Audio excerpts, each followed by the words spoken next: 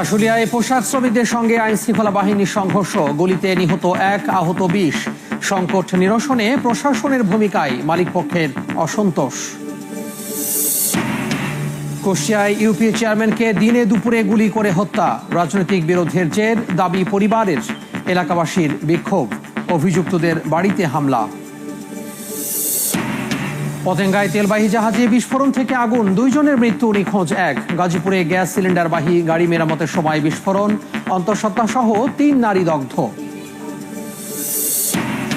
ডেঙ্গুতে দীর্ঘ হচ্ছে মৃত্যু আক্রান্তের তালিকা, বরিশালে চলতি বছর 17 জনের প্রাণহানি। চট্টগ্রামের রাস্তায় আবর্জনার স্তূপে বাড়ছে এডিস প্রজননের সংখ্যা। Wir geben Häusern eine Zukunft. Mit smarten Lösungen für Heizkostenabrechnung, ভোক্তা নির্বিকার মৎস্য বিভাগ।